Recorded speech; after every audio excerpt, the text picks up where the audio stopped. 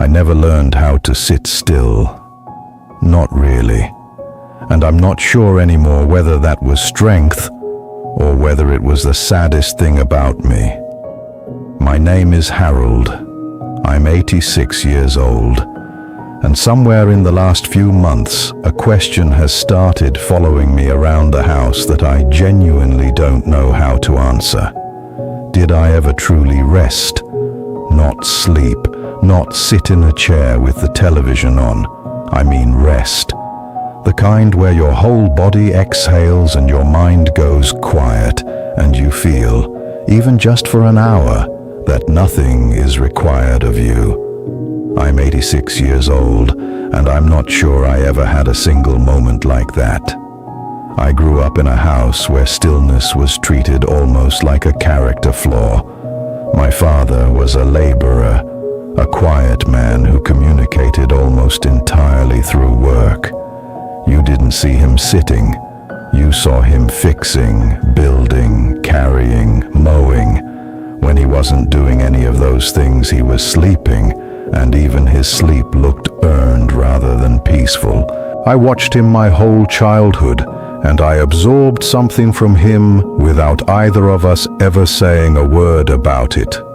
I absorbed the idea that a man in motion was a man of worth, that to stop was to fall behind, that rest was something you got when everything else was finished, and everything else was never finished.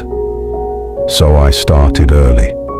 I was working odd jobs by the time I was 13, not because we were desperate, though money was always tight, but because I wanted to feel that forward motion. I wanted to feel like I was getting somewhere.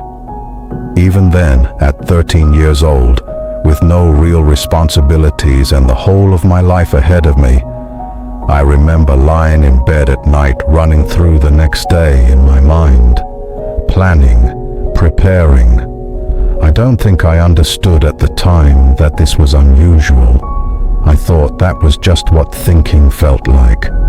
By my mid-20s, I had a wife, a mortgage, and a job that asked more of me than I had any business giving. And I gave it anyway. I gave everything that was asked, and then looked around for more to give.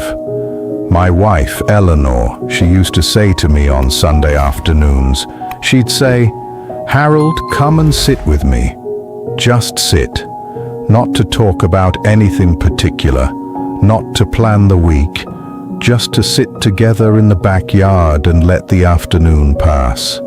And I would sit down next to her, and within 10 minutes my knee would be bouncing, and I'd be thinking about the gutters that needed cleaning or a problem at work that hadn't been solved yet. She saw it. She always saw it. She never made me feel ashamed of it, but she saw it clearly. And I think she grieved it quietly for a long time before she stopped asking. That's the part that stays with me now. Not the work itself. The work is gone. I couldn't even tell you what most of it was for anymore. The projects and the deadlines and the promotions and the long drives home in the dark. All of it has blurred together into something that feels less like a life lived and more like footage from someone else's film. What stays is Eleanor asking me to sit with her. What stays is my knee bouncing. What stays is the fact that I thought I was being a good husband by working so hard. And I may have been. In some respects I may have been. But I was also somewhere else entirely, even when I was right beside her. We had 43 years together before she passed. 43 years, and I've been trying lately to count the afternoons where I was genuinely, fully present with her, not doing something for her, not solving something on her behalf, just present, just there. I can count them. That's what I'm telling you. I can actually count them, and the number is low enough that it troubles me deeply. My son came to visit last spring. He's in his late 50s now, a good man. patient than I ever was. We were sitting on the porch after dinner, and he said something that I've been turning over ever since. He said, "Dad, you know what I remember most about growing up?" I said, "What?" And he said, "I remember always feeling like you were about to leave. Even when you were home, it felt like part of you was already heading toward the next thing." And he didn't say it with bitterness. That's important to understand. He said it almost gently, like he'd made his peace with it a long time ago and was just offering it to me as something he thought I might want to know. But I sat with that for a long time after he went inside, still sitting with it now. I don't want to make it sound like my life was unhappy. It wasn't. There was real joy in it, real love, real moments of warmth that I am grateful for to the bottom of my heart. I'm not sitting here telling you it was a wasted life. I'm not telling you that at all.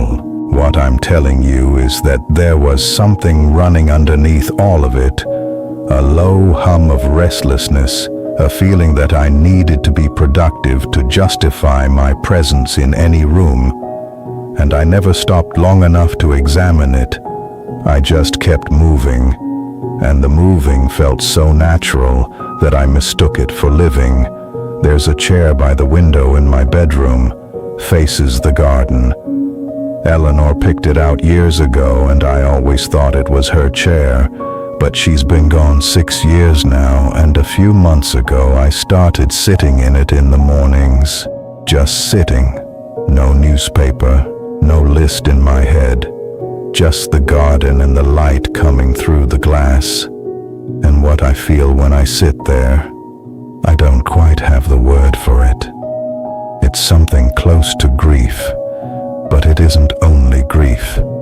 It's something like recognition, like I'm meeting a version of myself that was always there, waiting, and I just never came home to him until now.